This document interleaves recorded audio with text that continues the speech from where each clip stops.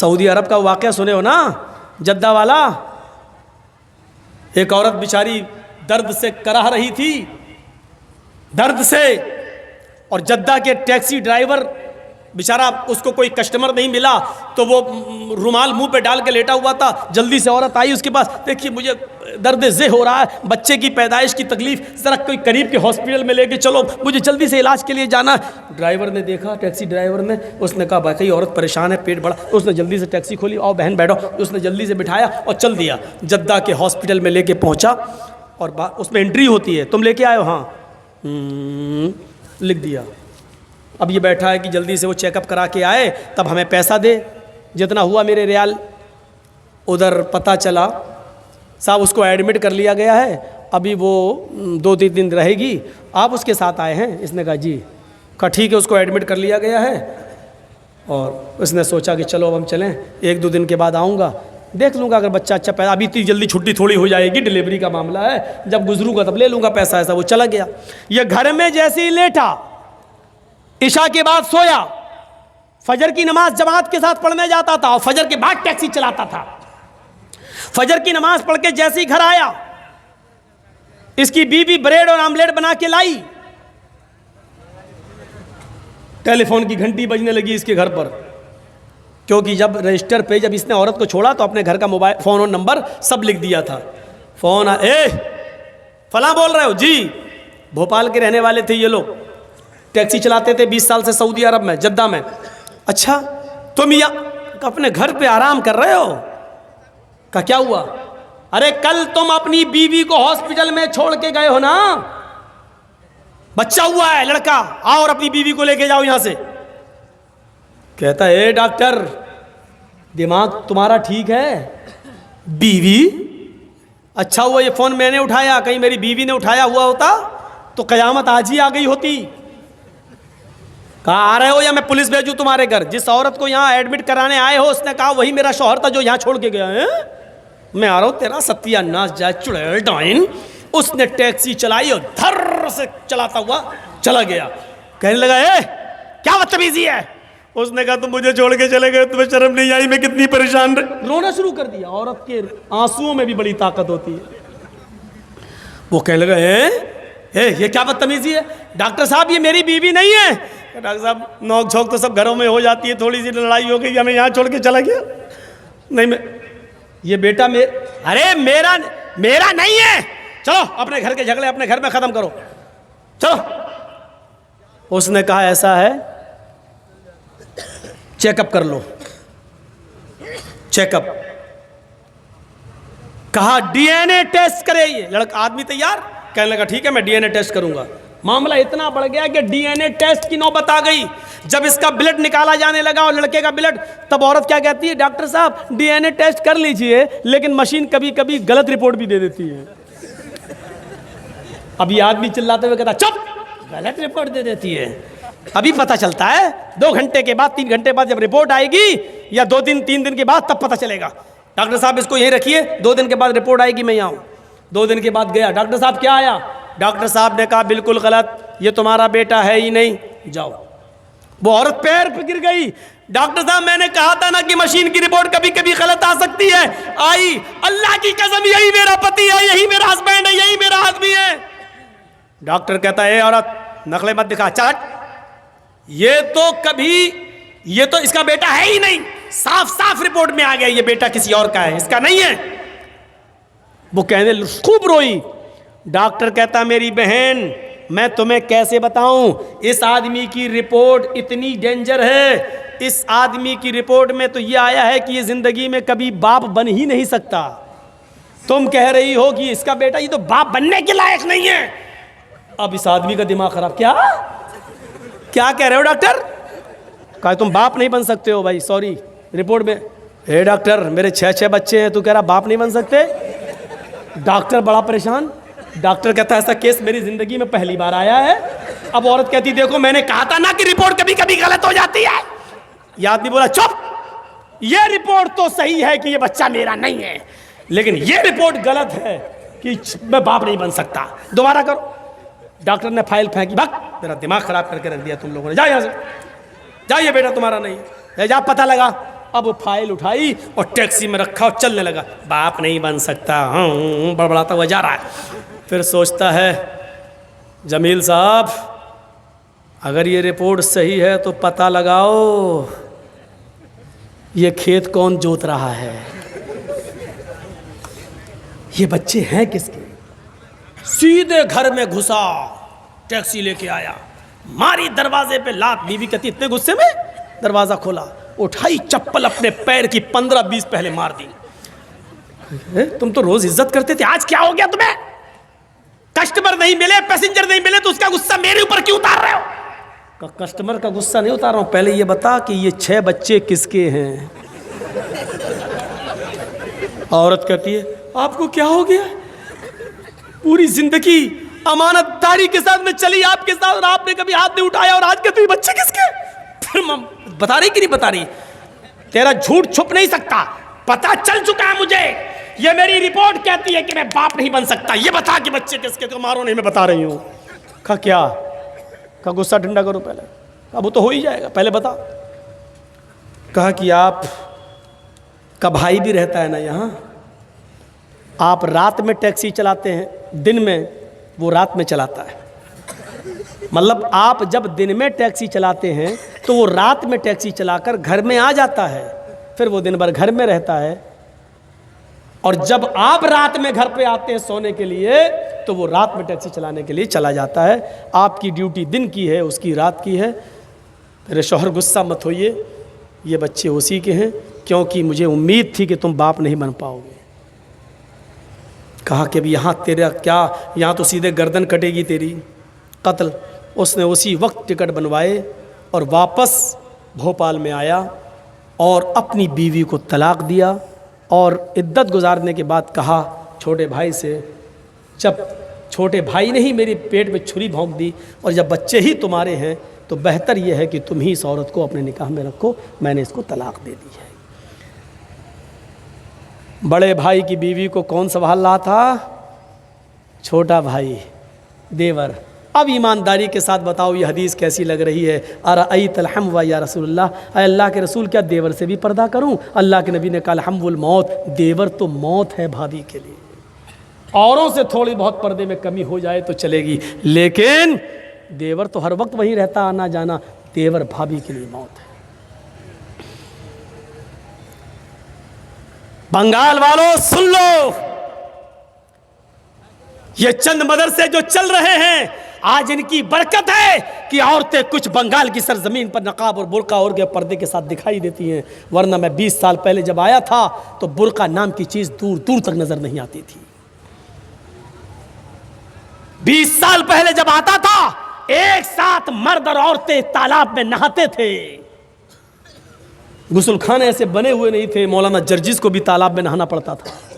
वो दिन हमने भी देखे हैं बंगाल की सरजमीन पर। और कलियाचक के इलाके में मौलवी साहब गुस्लखाना बाथरूम नहीं बना, चले कहाँ नहाए? हम लोग तो तालाब में नहाते हैं, हम लोग भी नहा रहे हैं। हमारे लिए इतना होता था कि उस कोने पे तुम नहा लो, इस कोने पे औरतें नहा रही।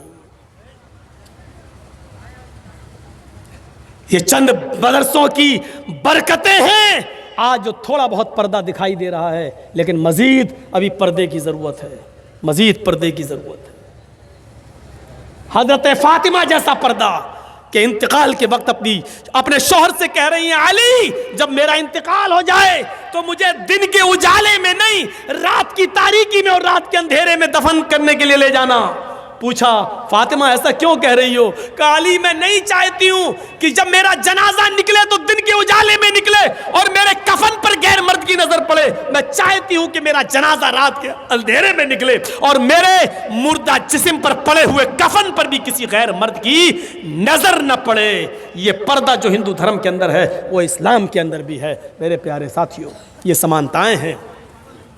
और जहाँ तक मरने के बाद दोबारा जन्म, ये तो हिंदू धर्म में बहुत बाद में आया है। मरने के बाद इंसान ने अच्छे कर्म किए होंगे तो ऋषि मुनि बनेगा, इंसान बनेगा, और बुरे कर्म किए होंगे तो कुत्ता, बिल्ली, चूहा, बंदर, छछूंदर यही सब बना दिया जाएगा। ये बहुत बाद में आया है, वरना ऋग्वेद का मंत्र तो यह है मृत्यु जन्मम मृत्यु पश्चातम द्वितीय जन्मम भवति, ने तृतीय ने चतुर्थ ने पंच ने षष्ठ ने सप्त ने अष्ट ने नवम ने दशम का। मरने के बाद तुम्हारा दूसरा एक जन्म होगा, मरने के बाद तुम्हें दोबारा उठाया जाएगा। तुम्हारा तीसरा जन्म नहीं होगा, चौथा नहीं होगा, पांचवा नहीं, छठा नहीं, सातवां नहीं, आठवां नहीं, नवां नहीं, दसवां नहीं, यानी मरने के बाद तुम्हारा एक दूसरा ही जन्म होगा। मनुष्य बनकर तुम उठाए जाओगे, इंसान ही बनकर तुम उठोगे। मरने के बाद कुत्ता, बिल्ली, चूहा, बंदर नहीं बनना है। कहीं देखा है आपने? अकल क्या कहती है? गेहूं का दाना जमीन में डालो तो क्या पैदा होगा? कभी देखा गेहूं से चावल पैदा हुआ हो? गेहूं डालोगे गेहूं पैदा होगा। आम की गुठली जमीन में डालोगे तो आम ही लगेगा। तरबूज डालोगे, हैं, वाटर लेमन, तो आप क्या समझते हैं क्या पैदा होगा? तरबूज का बीज डालोगे तो तरबूज ही पैदा होगा। लेमू का बीज डालोगे तो लेमू पैदा होगा। ये अकल भी कहती है कि मरने के बाद इंसान को जब तुम जमीन में दफन करोगे तो उससे इंसान ही निकलेगा, न कि कुत्ता, बिल्ली, चूहा, बंदर। इसको अकल भी तस्लीम नहीं करती है। मेरे प्यारे साथियों, चाहो जलाओ चाहो दफनाओ, मरने के बाद एक दूसरा ही जन्म इंसान होगा। इसी को कुरान ने भी कहा है, अयहसबुल इंसानु अन युतरका सुदा अलम यकुन नुतफतम मिन मनी युमना थुम्मा काना अलकतन फखलक फसव्वा फजअल मिनहु ज़ौजैनि ज़कर वल उन्सा अलैसा ज़ालिका बिक़ादिरिन अला अन युहियल मौता। ऐ इंसान, क्या तू ये समझता है कि तुझे बगैर हिसाब व किताब के यूं ही छोड़ दिया जाएगा? नहीं नहीं। अलम यको, क्या तू शुरू में अलम यको मिन नुतफतिन मिन मनी युमना, क्या तू शुरू में हकीर और जलील पानी की एक बूंद न था? क्या तू हकीर पानी का एक कतरा न था जो रहम मादर तक, औरत के रहम तक पहुंचाया गया?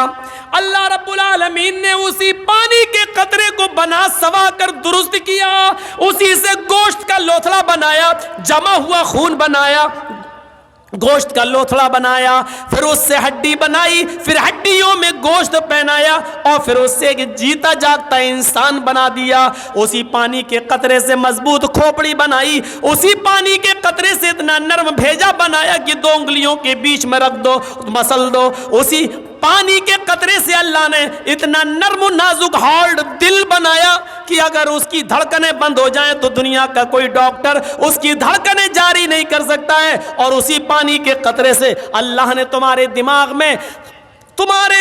में हजारों तारों का कनेक्शन डालकर तुम्हें 2 चमकते हुए ट्यूबलाइट दिए, आंखें दी, जिससे तुम 9 करोड़ 30 लाख मील की ऊंचाई पर सूरज को देख लेते हो। जिस आंख की बीनाई से, रोशनी से तुम 2,40,000 मील की ऊंचाई पर चांद को देख लेते हो।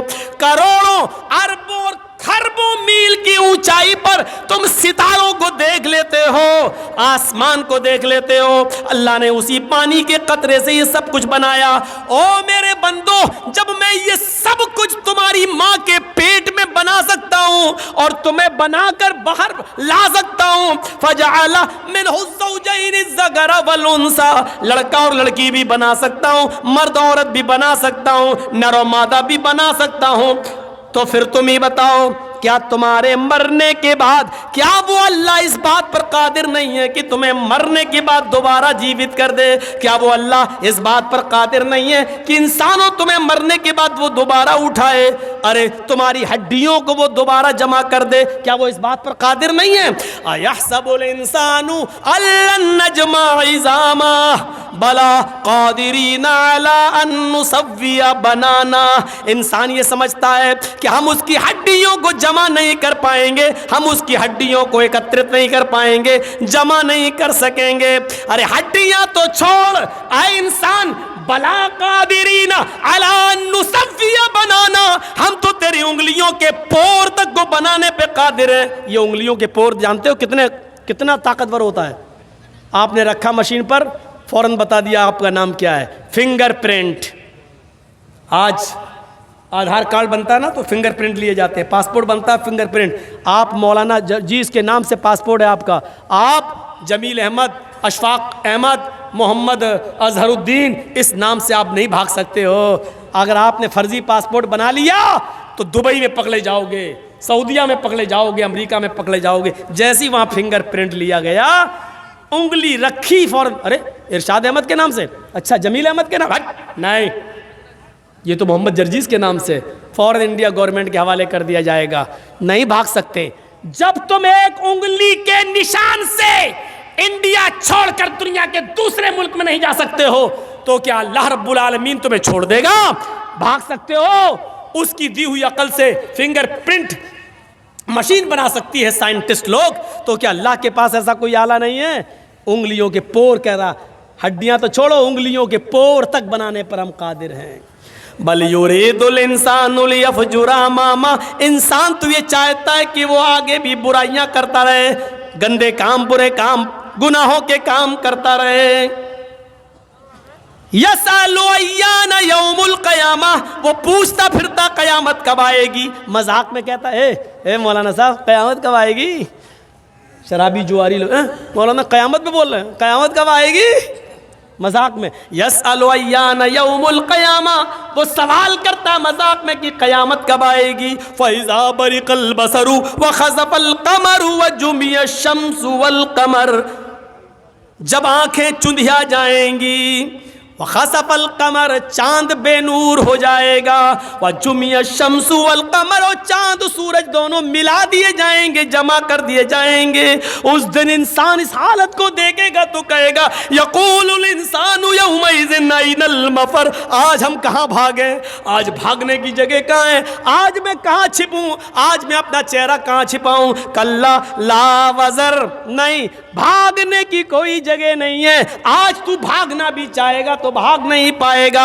मेरे भाइयों, अल्लाह ने बता दिया हिंदू धर्म के अंदर भी मरने के बाद तुम्हें एक दूसरा जन्म होगा। इस्लाम भी यही कहता है कि मरने के बाद एक दूसरा जन्म, एक तुम्हें कब्रों से ऐसे उठाया जाएगा इंसान की शक्ल में। भागने का कोई रास्ता नहीं है।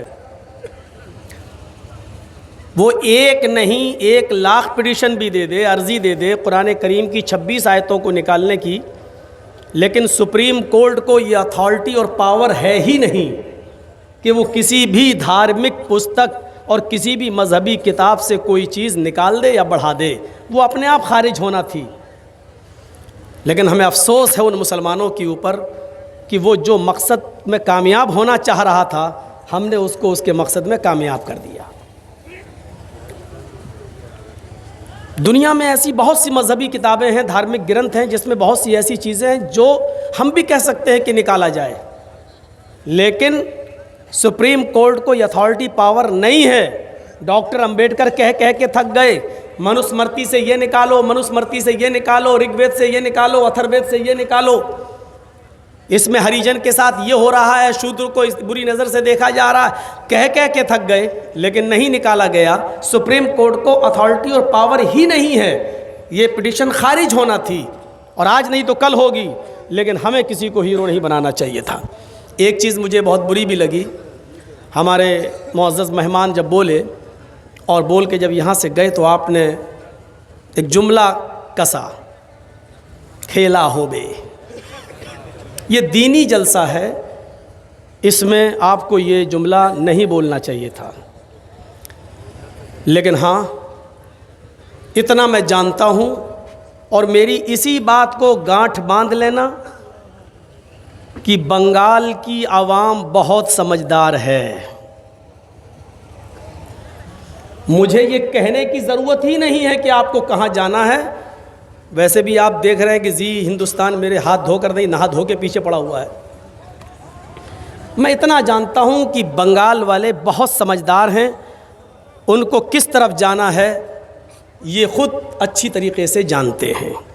अल्लाह रब्बुल आलमीन से दुआ कीजिए कि अल्लाह हमारे इस मुल्क में उस सरकार को पायदार बना, उस गवर्नमेंट को वो लाए जो देश के हक़ में हो, जो देश के फेवर में हो और जो आपके बंगाल का भला कर सकती हो, और जो हिंदू, मुसलमान, सिख और ईसाई सबको एक साथ लेकर चल सकती हो और सबको एक नज़र से देखती हो। ये दुआ कीजिए और कोशिश कीजिए कि वही सरकार इस बंगाल की धरती पर आए।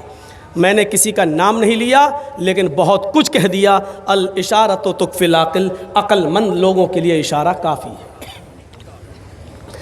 मेरे भाइयों, मुझे मालूम है कि जूता लगा होगा उन लोगों की खोपड़ी पर। मेरी ये दुआ भी उनको चुभ रही होगी, मेरी ये दुआ भी उनको खटक रही होगी। मैंने ये दुआ की जो देश के हित में बेहतर हो, लेकिन जो देश के हित में नहीं है उनको चुभेगी, उनको कांटे लग रहे होंगे। वो तो जानते हैं कि हम देश के हित में नहीं हैं, कुछ नहीं है, लेकिन हम भी कानूनी तौर पे बचना जानते हैं। हम भी ऐसी दुआ करेंगे, रात का वक्त है, तहज्जुद की नमाज का वक्त है, अल्लाह रब्बुल आलमीन आखिरी रात में आसमान दुनिया पर आता और बंदों से कहता मांगो, क्या मांगते हो, मैं हूँ तुम्हारा दामन भरने वाला।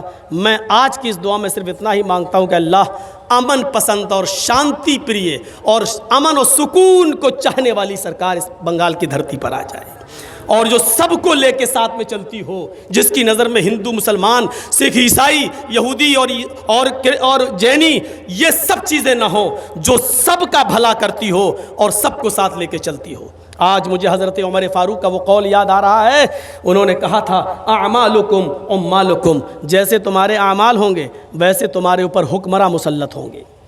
तुम्हारे अमल अच्छे हो जाएं तो तुम्हारे ऊपर हुकूमत अच्छी आएगी और हुक्मरां अच्छे मुसल्लत होंगे। हज़रत उमर फ़ारूक ने, एक आदमी अपने बच्चे को चूम रहे थे, ऐसे बोसा ले रहे थे, मुल्क शाम का गवर्नर आया तो देख के कहता है अमीरुल मोमिनीन, आप अपने बच्चे से इतना प्यार कर रहे हैं, मैंने तो आज तक अपने बच्चे से कभी इतना प्यार नहीं किया।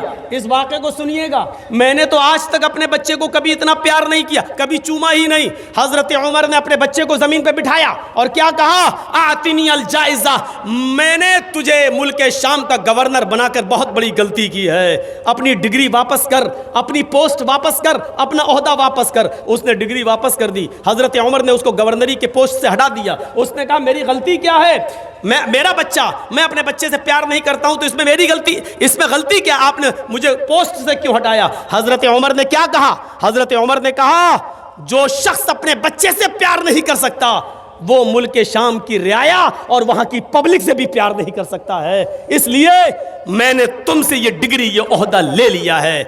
इस बंगाल को जरूरत है बंगाल से प्यार करने वालों की और बंगाल को अपने दिल में बसाने वालों की। मेरे भाइयों, कोशिश भी कीजिए और दुआ भी कीजिए कि अल्लाह इस बंगाल में अमन और शांति कायम रहे, इस बंगाल में भाईचारा बना रहे और इस बंगाल को नज़र बद से बचा ले, बुरी नज़र से बचा ले।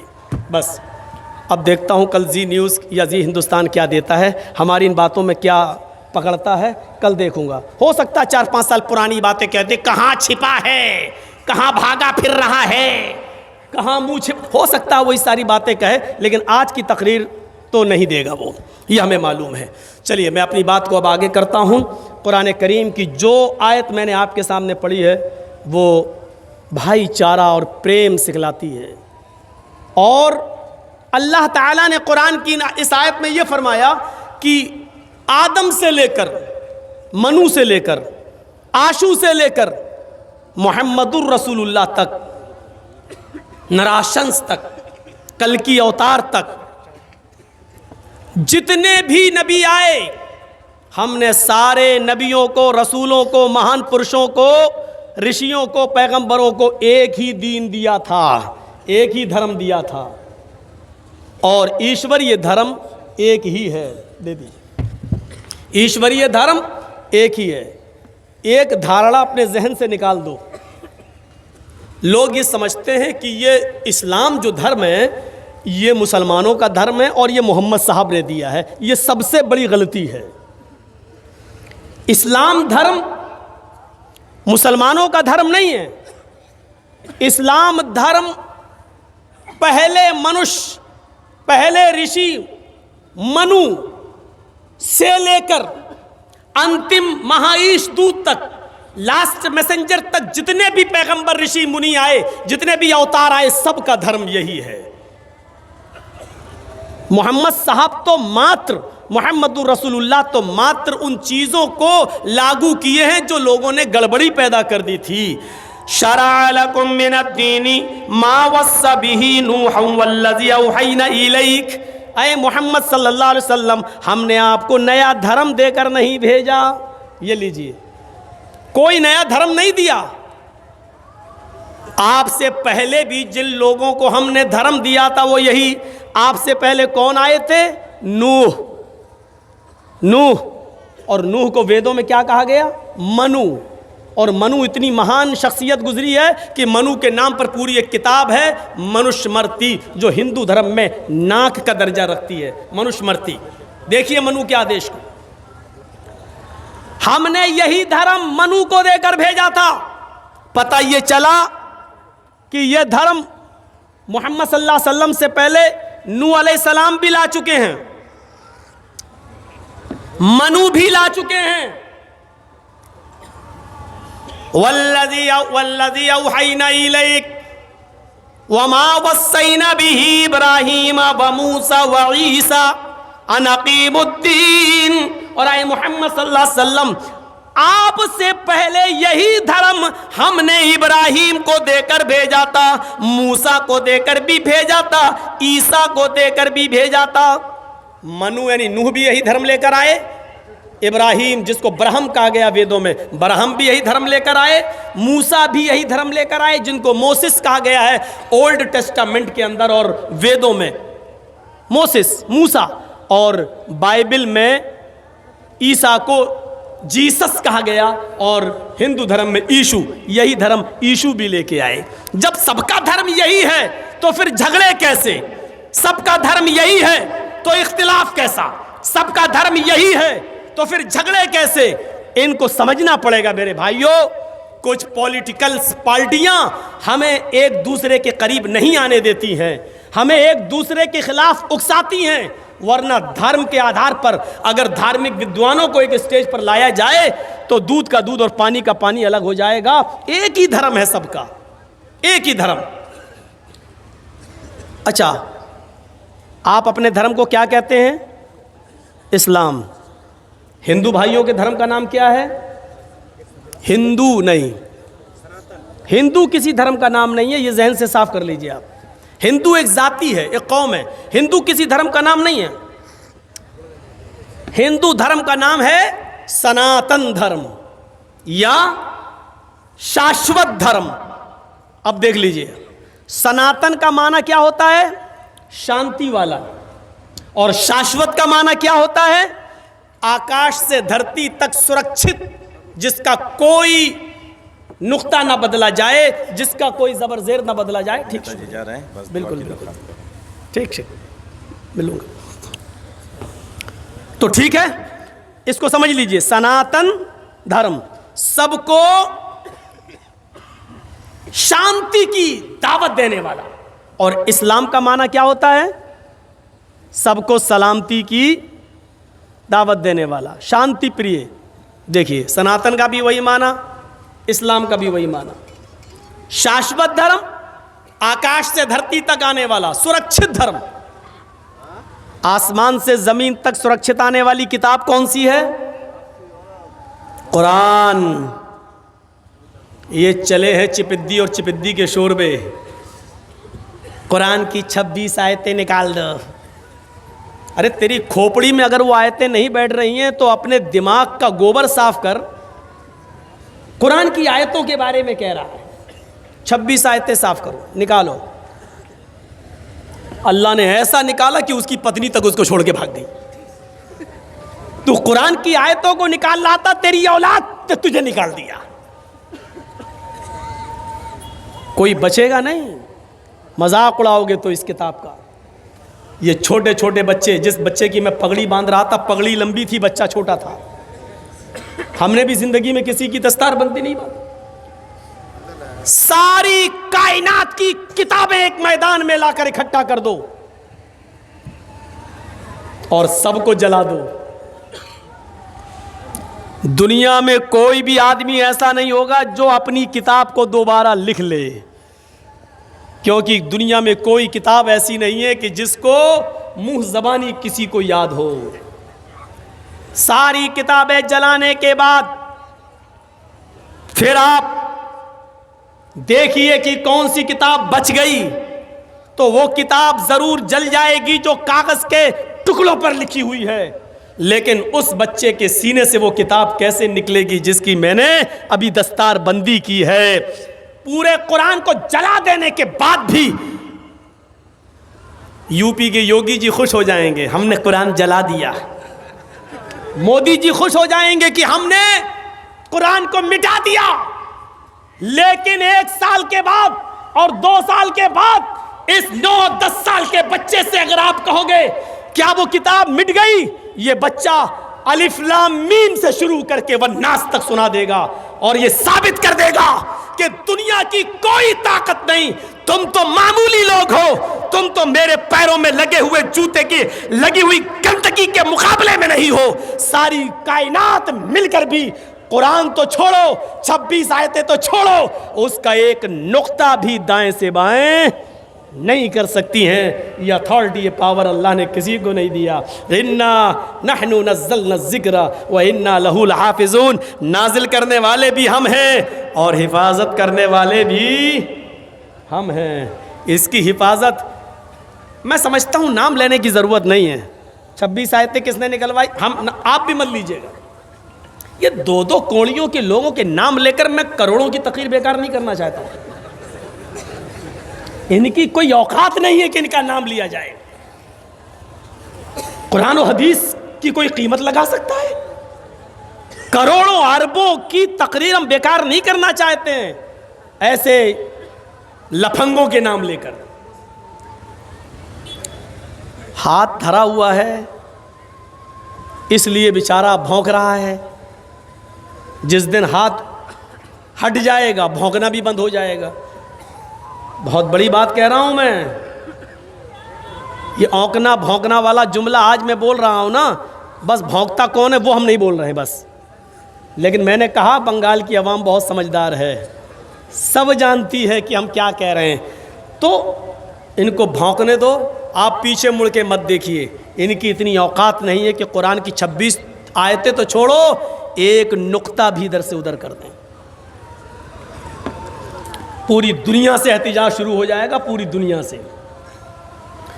तो अब सुनिए, शरअ लकुम मिनद्दीनि मा वस्सा बिही नूहन वल्लज़ी औहयना इलैक व मा वस्सैना बिही इब्राहीम व मूसा व ईसा नक़ीमुद्दीन। ऐ मोहम्मद सल्लल्लाहु अलैहि वसल्लम, हमने कोई नया धर्म नया दीन देकर आपको नहीं भेजा, वही दीन को नाफिज किया है जो आपसे पहले मैंने नूह के ऊपर किया था और जिसकी वही हमने आपको कर दी थी, और इब्राहीम को, मूसा को और ईसा को देकर भेजा था। इसीलिए समानताएं पाई जाती हैं, बराबरी पाई जाती है। कुछ चीज़ें आज मैं गिनाऊंगा आपको।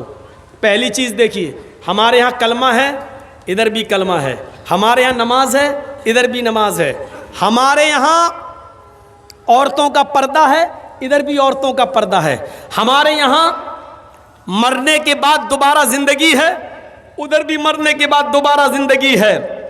हमारे यहाँ बहुत से नबियों का आगमन और आए हैं जो उनका जिक्र है, उनके इधर भी है। आइए एक एक चीज़ बताते हैं। पहले कलमा लेते हैं। कलमा, जब सबका दीन एक था तो सबका कलमा भी एक था। कुल या अहलल किताबी तालौ इला कलिमतिन सवाइम बैनना व बैनकुम। आए मोहम्मद सल्लल्लाहु अलैहि वसल्लम, आप फरमा दीजिए, आए अहले किताब, यहूदो नसारा, आओ एक ऐसे कलमे की तरफ जो हमारे और तुम्हारे दरमियान बराबर है। या अहलल किताब, आओ एक ऐसे कलमे की तरफ जो हमारे और तुम्हारे दरमियान बराबर है।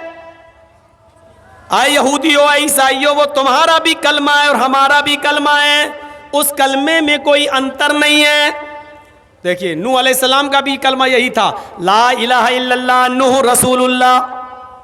मूसा अलैहिस्सलाम का कलमा भी यही था, ला इलाहा इल्लल्लाह मूसा रसूलुल्लाह। ईसा अलैहिस्सलाम का कलमा भी यही था, ला इलाहा इल्लल्लाह ईसा रसूलुल्लाह। जब मुहम्मदुर रसूलुल्लाह है तो उनका कलमा भी यही था, ला इलाहा इल्लल्लाह मुहम्मदुर रसूलुल्लाह। तो अल्लाह ने क्या कहा, जब सबका धर्म दीन एक है तो कलमा कैसे अलग हो जाएगा। आओ एक ऐसे कलमे की तरफ, मूल मंत्र की तरफ जो हमारे और तुम्हारे दरमियान बराबर है, हमारे और तुम्हारे दरमियान। इसलिए हिंदू भाइयों में भी कोई ना कोई नबी तो ज़रूर आया। वलक़द बअसना फ़ी कुल्लि उम्मतिन रसूलन, हमने हर उम्मत के अंदर एक रसूल भेजा। तो जाहिर है कि हिंदू भाइयों में भी कोई ना कोई नबी आया, उस नबी का भी कलमा यही था। क्या था? एकम ब्रह्मा द्वितीय नास्ते नास्ते किंचन। जब भी तौहीद का जिक्र होगा ये मंत्र पढ़ा जाएगा। 20 साल से पढ़ रहा हूँ, ख़त्म नहीं होगा ये मंत्र। जहाँ तौहीद होगी वहाँ ये कलमा, ये मंत्र पढ़ा जाएगा। एक ही ब्रह्मा है, उसी की पूजा करो, द्वितीय नास्ते, दूसरा कोई नहीं है, नेह बिल्कुल नहीं है, नाना कतई नहीं है, किंचन ज़रा सा भी नहीं है। यजुर्वेद में ये कहा गया, यचित्तियो यो पिम्मिम्मा नस्तस्मा देविशोरीरिशा, जो कुछ भी मांगना है उससे मांगो। यचित्तियो यो पिम्मिम्मा, जो कुछ भी मांगना हो उससे मांगो, वही सब कुछ देने वाला है। नस्तस्मा देविशोरीरिशा, उसके अलावा कोई भी नहीं है जो तुम्हें, नस्तस्मा देविशो, उसके अतिरिक्त, उसके अलावा कोई भी देवी देवता ऐसा नहीं है जो तुम्हें कुछ भी दे सके। नस्तस्मा देविशो, उसके अलावा कोई भी देवी देवता ऐसा नहीं है जो तुम्हें कुछ भी दे सके। उदऊनी अस्तजिब लकुम, मेरे बंदो मुझसे मांगो मैं तुम्हें दूंगा। वला तदउ मिन दूनिल्लाहि मा ला यनफउका वला यजुर्रुक, अल्लाह को छोड़कर तुम किसी ऐसे को मत पुकारो, उससे मदद तलब न करो जो तुम्हें न नफा दे सकता है न नुकसान पहुंचा सकता है। मा ला यनफउका वला यजुर्रुक, जो तुम्हें न नफा दे सकता है न नुकसान पहुंचा सकता है। फ़इन फ़अलता फ़इन्नका इज़म मिनज़ ज़ालिमीन, अगर तुम ऐसा करोगे तो जालिमों में लिखे जाओगे, अगर ऐसा करोगे तो जालिमों में तुम्हारा शुमार होगा, अगर ऐसा करोगे तो जालिमों में तुम्हारा ठिकाना होगा। लीजिए, ये हो गया कलमा जो एक है हमारे दरमियान भी और हमारे भाइयों के दरमियान भी। समानताएं आज हमें आपको दिखाना है, जो हमारे हिंदू भाइयों में भी और दूसरे धर्म के अंदर भी और इस्लाम, सबका धर्म एक है। लेकिन कजरुओं ने कजरवी मिला दी, असली में डालडा मिला दिया गया। मुहम्मदुर रसूलुल्लाह सल्लल्लाहु अलैहि वसल्लम उसी नकलियत को और उसी नक्काली को खत्म करने के लिए आए थे, नया धर्म लेकर नहीं आए थे। आइए जरा नमाज देख लें। क्या हो गया भाई? मैं तो बहुत आसान उर्दू बोल रहा हूं, आप तो समझ रहे होंगे, फिर भाग क्यों रहे? हम समझ रहा हूँ, जो बूढ़े लोग, चाचा कहाँ जा रहे हो? अब बताइए, बेचारे जा रहे हैं, चाची तो सो गई होंगी, अब क्या करेंगे वहाँ जाके?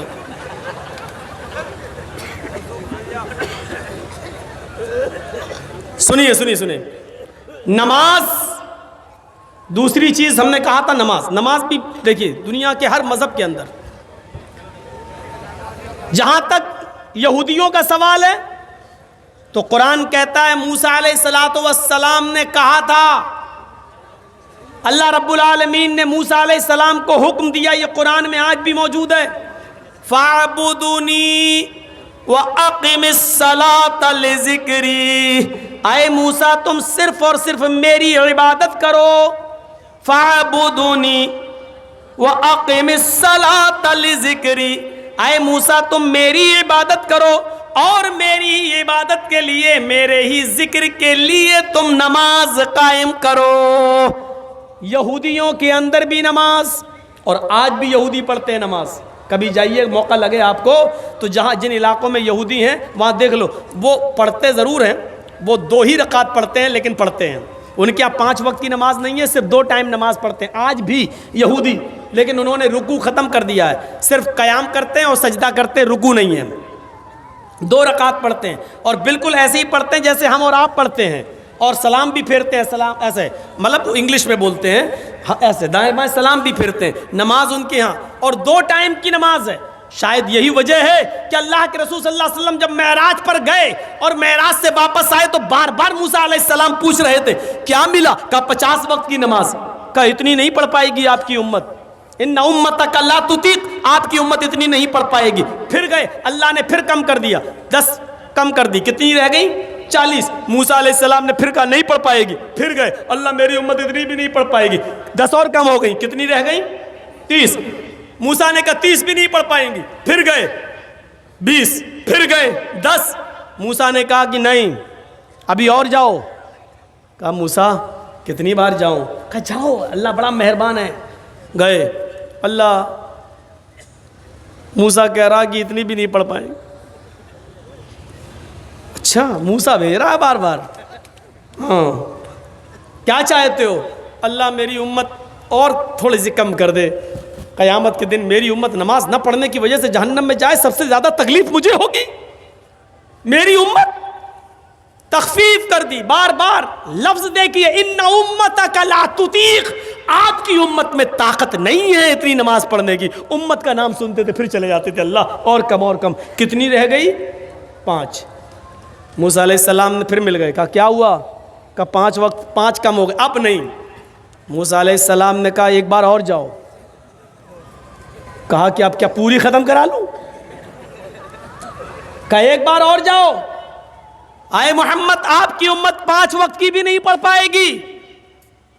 मूसा अलैहिस्सलाम ने अब कहा, आए मोहम्मद, मेरी उम्मत 2 वक्त की नहीं पढ़ पाई तो आपकी उम्मत 5 वक्त की कैसे पढ़ेगी?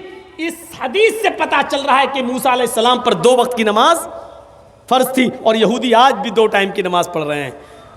इधर अल्लाह के रसूल ने भी कसम खा ली, वल्लाह, अल्लाह की कसम अब मैं नहीं जाऊंगा, मुझे बार बार शर्म आती है अपने रब। कितनी कम कराऊं? 50 से 40, 40 से 30, 30 से 20, 20 से 10, 10 से 5। अल्लाह की कसम अब नहीं जाऊंगा, मेरी उम्मत पढ़ लेगी 5 वक्त की नमाज। उधर आवाज आती है गैब से, मोहम्मद तो मेरी रहमत से ना उम्मीद हो गए। अगर मूसा के कहने पर बार बार आ रहे थे, एक बार और आ जाते तो मैं और भी कम कर देता और तखफीफ कर देता, लेकिन अब तुम शर्मा गए, मेरी रहमत से ना उम्मीद हो गए। जाओ, अब मैंने 5 वक्त की नमाज फर्ज कर दी। कितने नौजवान हैं यहाँ सोच रहे होंगे, अल्लाह कितनी बड़ी गलती कर गए अल्लाह के नबी, एक बार और चले गए होते तो बड़ा मजा आ गया होता। सोच रहे होंगे कितना अच्छा होता, एक बार और चले गए होते और 3 टाइम की खत्म हो जाती। सुबह उठ लो तो पढ़ लो, शाम को सो तो पढ़ लो, बस सुबह शाम। नहीं, मूसा अलैहिस्सलाम ने कहा 2 वक्त की नहीं पढ़ पाई। जिसको पढ़ना होता है ना, वो 5 वक्त की नमाजों के साथ साथ तहज्जुद की भी पाबंदी कर लेता है, और जिसको नहीं पढ़ना होता है वो माफ़ कीजिएगा 5 वक्त तो छोड़ो, वो जुमे तक की नहीं पढ़ता और ईद बकरीद की भी नहीं पढ़ता है। ये अपने दिल से होता है, दिल से। 5 वक्त की नमाज कोई बहुत बड़ा तूफान नहीं खड़ा हुआ हमारे ऊपर। आप कह रहे हैं बहुत बोझल है। जो लोग 5 वक्त की नमाज के साथ साथ तहज्जुद भी पढ़ लेते हैं, वो कैसे पढ़ लेते हैं, कैसे अदा कर लेते हैं? फ़अब्दुनी वाक़िमिस सलात लिज़िक्री। पता चला मूसा अलैहिस्सलातु वस्सलाम के ऊपर भी नमाज फर्ज थी, यहूदियों के ऊपर, और आज भी यहूदी नमाज पढ़ते हैं।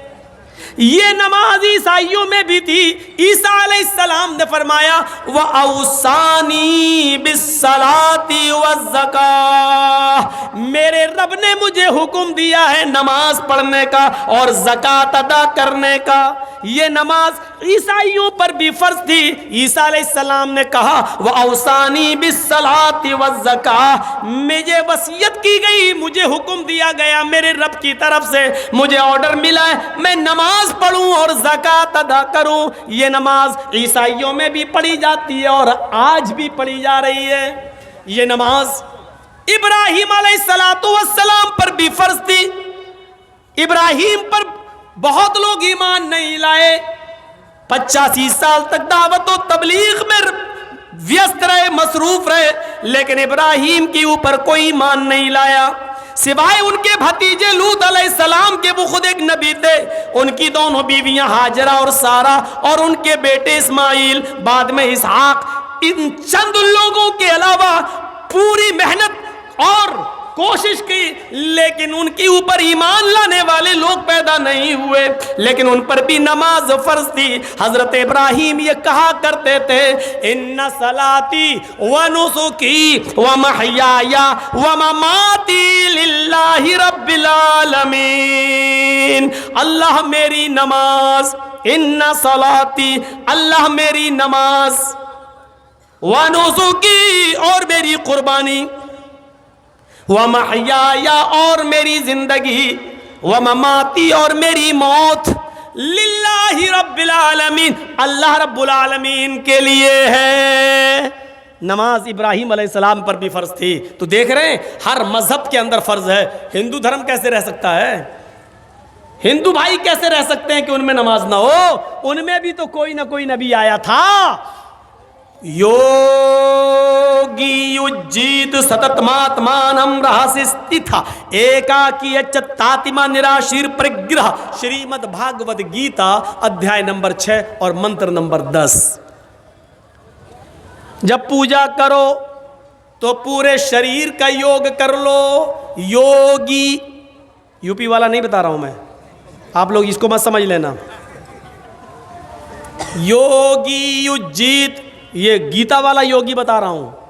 जिसको गीता पढ़ना ना आती हो उसको हम योगी मानते ही नहीं। योगी युज्जीत सततमात्मानं रहस्य स्थिता। जब पूजा करो तो पूरे शरीर का योग कर लो। इबादत करो, भक्ति करो, पूजा तो पूरे शरीर का योग होना चाहिए। पूरे शरीर का योग सिर्फ नमाज में होता है। हिंदू भाई तो खड़े हो गए, कहाँ हो रहा पूरे शरीर का योग? पूरे शरीर का योग देखिए सिर्फ नमाज में। अल्लाहु अकबर। ये देखिए, ये जो आप हाथ हिला रहे हैं ये पॉजिटिव रेजेस दौड़ रहे हैं इसमें, मेडिकल देखिए। और ये आपने हाथ बांधा, ये ऊपर जो आपका हाथ बंधा हुआ इसमें भी पॉजिटिव रेजेस। वजन, एक्सरसाइज, योग। अभी रमज़ान का महीना आ रहा, देखिएगा क्या हाल होगा जब लोग तरावी पढ़ेंगे। तो आदत नहीं है रात में जागने की, और इमाम साहब, हाफिज़ साहब जब लंबी किरत करेंगे, पूरा कुरान उनको पढ़ना है भाई, सुनाना है, तो यहाँ वो यालमून और तालमून के अलावा कुछ समझ में नहीं आएगा। आप पढ़ेंगे, ऐसे पढ़ेंगे, और वो पढ़ रहे हैं सूरह फातिहा तक तो गाड़ी से ही चलती है। इहदिना सिरातल मुस्तकीम सिरातल लज़ीना अनअमता अलैहिम गैरिल मग़दूबि अलैहिम वलद्दाल्लीन। आमीन, हो गया। अब यहाँ से, अब यहाँ तक तो गाड़ी से ही चलती है हाफिज़ की। इसके बाद अलिफ लाम मीम, अब राजधानी एक्सप्रेस हुई यहाँ से। ज़ालिकल किताबु ला रैब फ़ीहि हुदल लिल मुत्तक़ीन अल्लज़ीना युमिनूना बिल ग़ैब व युक़ीमूना स-सलाता व मिम्मा रज़क़नाहुम यunफ़िक़ून। आखिरी वाला जुमला समझ में आता है क्योंकि उसको बेचारे को 2 पारे पढ़ना है, 26 तारीख को, 27 तारीख को, और कहीं 10 दिन में ख़त्म करना होगा तो और कभी कभी तो एक ही रात में कहीं ख़त्म करना पड़ता है। ऑफिस वाले लोग हैं बेचारे, उन्होंने किराए का एक टट्टू बुलाया, एक ही रात में पढ़ते। हम लोग 29 दिन 30 दिन नहीं पढ़ पाएंगे। अब वो जिसको एक ही रात में ख़त्म करना हो उसकी स्पीड क्या होगी? जिसको 29 दिन में ख़त्म करना है वो तो ये है युनफ़िक़ून, यालमून, तालमून। और जिसको एक ही दिन में ख़त्म करना है उसका हल क्या होगा?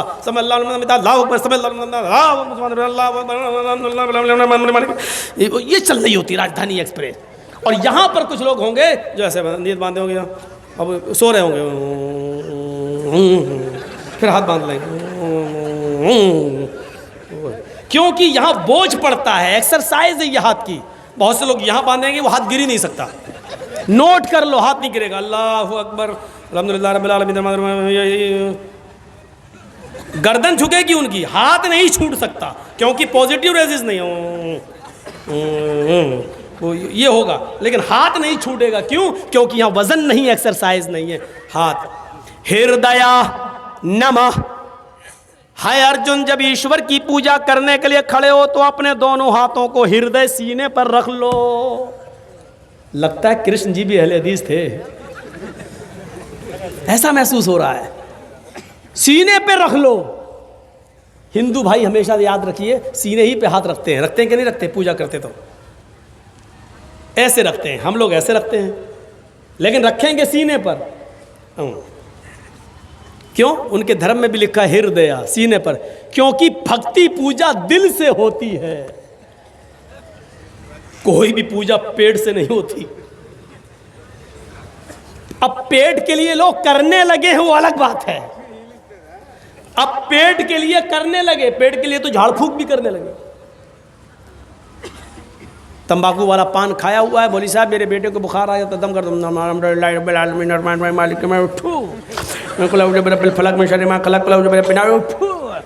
पान भी खाता जा रहा, सुरती वाला तंबाकू भी, और फू फू करता भी जा रहा। तो पेट के लिए अब इबादत हो जाए वो एक अलग बात है, लेकिन इबादत दिल से होती है। कृष्ण जी ने कहा अर्जुन सीने पे हाथ रख लो। हम लोग भी सीने पर हाथ बांध लेते हैं। ओम भूर्भुवः स्वः। भूल चूक में हमसे जो गलती हो गई हो, ईश्वर है भगवान हमको माफ़ कर देना, क्षमा कर देना, स्वाहा कर देना हमारे पाप को। हम लोग भी कहते हैं अल्हम्दुलिल्लाहि रब्बिल आलमीन। आय अल्लाह, हम दिल से गवाही देते हैं कि सारी तारीफ तेरे ही लिए है। अर्रहमानिर रहीम, दिल से गवाही देते हैं जो बड़ा ही मेहरबान इंतहाई रहम करने वाला है। मालिकी यौमिद्दीन, हम दिल से तुझे क़यामत के दिन का पूरा पूरा मालिक मानते हैं। इय्याका नअबुदु व इय्याका नस्तईन, आय अल्लाह, हम दिल से इस बात का इकरार करते हैं कि तेरे अलावा हम किसी की इबादत नहीं करते और तेरे अलावा किसी से हम मदद तलब नहीं करते, तेरी ही इबादत करते हैं और मदद भी तुझसे तलब करते हैं। आय अल्लाह, इतनी लंबी चौड़ी जो दिल से हमने तेरी तारीफ की है, इस तारीफ के बाद मेरी चंद बातें सुन ले। इहदिना सिरातल मुस्तकीम, आय अल्लाह, हम दिल से सिराते मुस्तकीम मांग रहे हैं। आय अल्लाह, हमें 72 सड़कों पे चलने से बचा ले। आय अल्लाह, हमें हनफी, शाफी, मालिकी, हम्बली, शिया, सुन्नी होने से बचा ले। आय अल्लाह, जो सीधा रास्ता हो तेरा, तेरे हबीब का, तेरा तेरे नबी का, आय अल्लाह, मुझे उसी सिराते मुस्तकीम पर चलने की तौफीक अता फरमा। फिरके कितने हैं? 72। अल्लाह के नबी ने कहा मेरी उम्मत में 73 होंगे। बनी इसराइल में थे 72, मेरी उम्मत में कितने होंगे? 73। लेकिन इनमें बड़े बड़े फ़िरक़े जानते हो कौन से हैं? 4, हनफी, शाफ़ई, मालिकी, हम्बली। और आप ताज्जुब करेंगे, इब्ने माजा की रिवायत पढ़िए, अल्लाह के रसूल ने ये तो कहा कि मेरी उम्मत में 72, बनी इसराइल में 72 थे, मेरी उम्मत में 73 होंगे। लेकिन जब आपने सहाबा को समझाया तो एक सीधी लाइन खींचकर सिर्फ 4 लकीरें खींची, 2 इधर और 2 इधर। बहुत बड़ा इशारा था ये नबी अकरम का। 2 इधर खींची और 2 इधर, और इन दोनों पे लिखा एक सीधी लाइन, ये हो गई सीधी, एक इधर एक इधर, एक इधर एक इधर, ऐसे। अब कैसे बताऊं मैं आपको, समझ गए ना? जैसे हवाई जहाज होता है, सीधा ये सीधी लाइन, 2 इधर 2 इधर। इन चारों लाइन पर अल्लाह के नबी ने क्या लिखा? हाजा सबीलुश शैतान, हाजा सबीलुश शैतान, हाजा सबीलुश शैतान, हाजा सबीलुश शैतान। और सीधी जो लाइन खींची उस पर लिखा हाजा सिरातुम मुस्तकीम, ये सीधा रास्ता है, ये मेरा और मेरे साहबा का रास्ता है। ये दाएं बाएं, ये 4 सड़कें जो हमने बनाई हैं, ये सब शैतानी रास्ते हैं। मोहम्मद और मोहम्मद के साहबा का, कुरान और हदीस का एक ही रास्ता जो सीधा है, वन्ना हाजा सिराती मुस्तकीमन, और ये मेरा सीधा रास्ता है। 4 लाइनें खींचकर इशारा कर देना, ये बहुत बड़ी बात है मेरे भाइयों। मैंने पहले ही कहा था, यहां पर भी अक्लमंदों के लिए इशारा काफी है, इशारा काफी है। अक्लमंद हैं तो हमारे लिए इशारा काफी है। चलिए आगे चलिए। योगी पूरे शरीर का योग हो। अब देखिए, अल्लाहु अकबर, रुकू में गए, रीढ़ की हड्डी, कमर बिल्कुल सीधी कर लो। आप करना पड़ेगी, हम तो करते ही नहीं हैं। अल्लाहु अकबर, सुभान रब्बिल अज़ीम, सुभान रब्बिल अज़ीम, जब तक सीधी हो रही तब तक उठ गए। बाज़ हमारे उलमा ने लिखा है कि कमर इतनी सीधी हो जानी चाहिए कि अगर उसके ऊपर पानी से भरा हुआ बर्तन रखा जाए तो गिरने ना पाए, इतनी सीधी हो जाए बिल्कुल कि कोई चीज़ उस पर रखो तो गिरे नहीं। जब आप टाइट पकड़ेंगे और इस तरीके से जब रुकू करेंगे और सजदे की जगह पर आपकी नज़र होगी, नीचे नहीं, सजदा, अरे नीचे क्या झांक के देख रहा है, सजदे की जगह पर होनी चाहिए निगाह, तो आपकी कमर बिल्कुल सीधी हो जाएगी।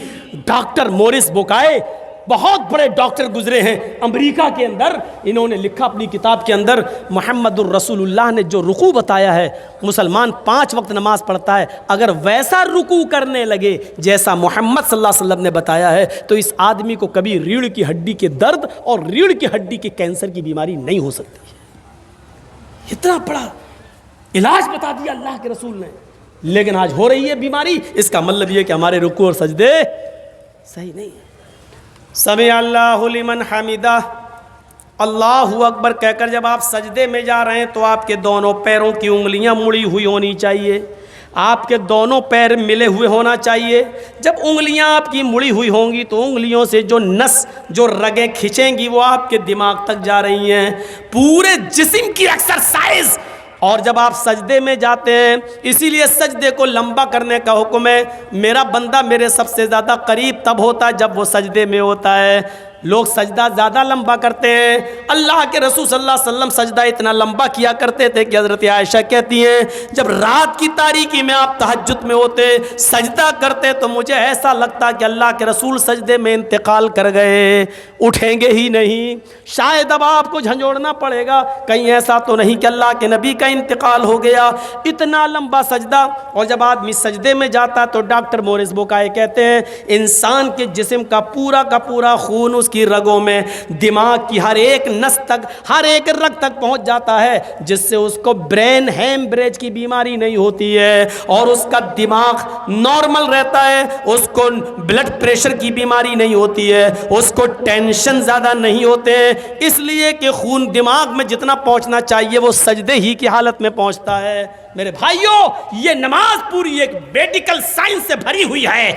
हमने एक बाबा रामदेव का एक योग देख रहा था मैं, योग, उसमें बाबा रामदेव ने बाकायदा इस बात का इकरार किया। मैं टीवी यूट्यूब चैनल लोगों के सामने बोल रहा हूँ, रिकॉर्ड हो रहा है। बाबा रामदेव ने इस बात का इकरार किया था कि नमाज से बड़ा योग कोई है ही नहीं, नमाज सबसे बड़ा योग है। अगर कोई नमाज पढ़ने लगे तो उसको इस योग की ज़रूरत ही नहीं जो हम सिखा रहे हैं।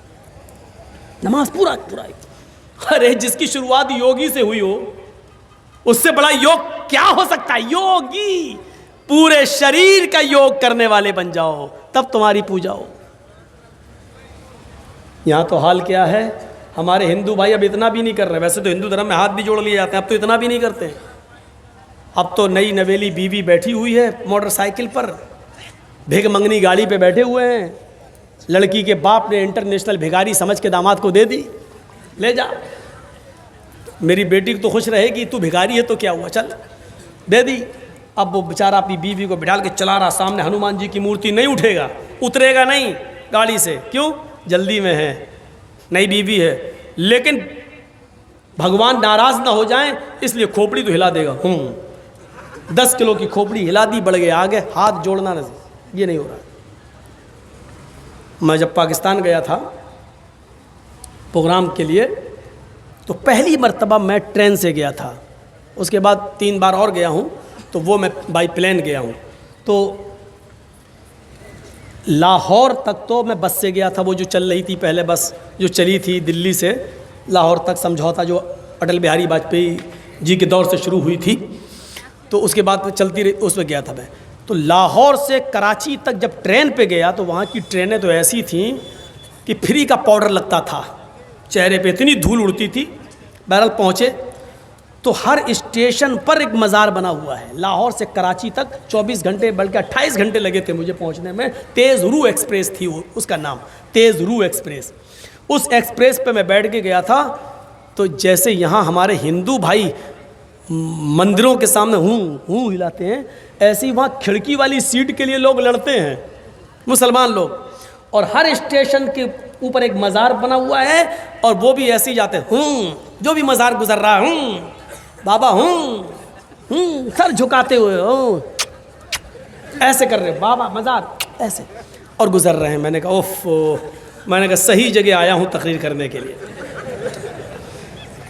हिंदुस्तान में इतना तो है कम से कम कि ट्रेन में बैठकर कोई आदमी अगर स्टेशन से कोई मज़ार गुजर रहा हो तो कम से कम यहाँ का मुसलमान ऐसे नहीं करता। ऐसे वो करता तो जिंदा लड़की को देख के करता है, लेकिन मज़ार को देख के नहीं करता है। ऐसा पाकिस्तान के हालात यहाँ से भी ज़्यादा शिर्क और बिदात पर, उससे भी ज़्यादा। तो हम आपको जो बताना चाहते हैं वो ये बताना चाह रहे हैं कि योग नहीं है, पूरा योग सिर्फ नमाज के अंदर है। और इसके बाद कृष्ण जी क्या कहते हैं, अर्जुन युजीत सततमात्मानम, इसको बराबर पकड़े रहना, इसको कभी छोड़ना नहीं। योगी युजीत सततमात्मानम, सतत पकड़े रहना, कभी मत छोड़ना, रहस्य स्थित था। अगर एक दिन भी छोड़ दोगे तो धर्म पे कायम नहीं रहोगे, एक दिन भी छोड़ दोगे तो धर्म पे कायम नहीं रहोगे। अल्लाह के रसूल ने भी तो यही कहा, जानबूझकर अगर नमाज छोड़ दोगे, कसदन मन तरक सलात मुतअम्मिदन फकत कफर, जिसने कसदन नमाज छोड़ दी, जानबूझकर छोड़ दी, उसने कुफ्र किया। अल्लाह के रसूल ने भी तो यही कहा कि धर्म पर कायम नहीं रहोगे। एक अल्लाह के सामने खड़े हो जाओ, इससे ज्यादा तौहीद और नमाज कहां मिलेगी। अब किताबें बुरी नहीं हैं, गीता रामायण ये सब रोशनी दे रही है, कुरान भी रोशनी दे रहा है। भाई सूरज का काम क्या रोशनी देना, अब सूरज की रोशनी में चमगादड़ अंधा हो जाए, उसको दिखाई ना दे, तो इसमें सूरज का क्या कसूर है? कुरान रोशनी दे रहा है, मुसलमानों को दिखाई ना दे, तो इसमें कुरान का क्या कसूर है? गीता और रामायण वेद रोशनी दे रहे हैं, इसमें अगर हमारे हिंदू भाइयों को और पंडितों को दिखाई ना दे, तो इसमें इन किताबों का क्या कसूर है? एक अल्लाह के सामने खड़े हो जाओ, यज्जतातिमा लो, अपनी पूरी आत्मा वही लगा दो, ऐसे इधर उधर मत देखो, अपनी पूरी आत्मा वहीं लगा दो, दिल से निराशीर, सबसे निराश हो जाओ, ऊपर वाले से नहीं, परिग्रह वो सब कुछ देने वाला। लीजिए आगे कृष्ण जी कहते हैं पंचम समय कर्तव्य, हाय अर्जुन 5 वक्त ये पूजा करो, 5 वक्त। पवित्र धरती पाक जमीन तलाश करो, और अगर पाक जमीन पवित्र धरती न मिले, धरती जमीन तुम्हें पाक न मिले, मिर्गा चर्म, तो हिरन की खाल, मिर्ग मानी हिरन, मिर्ग मानी हिरन, चर्म मानी चमड़ा, हिरन का चमड़ा बिछा लो, हिरन के चमड़े पर तुम ये पूजा कर लो। यानी हलाल जानवरों का चमड़ा भी हिंदू धर्म के अंदर हलाल है, उस पर खड़े होकर नमाज पढ़ी जा सकती है। तो ये दूसरी चीज भी हमारे हिंदू भाइयों के अंदर मौजूद है। समानता देखिए आप, कलमा भी है, नमाज भी है। आइए एक चीज और दिखा दें, औरतों में जो पर्दा है हमारे यहाँ,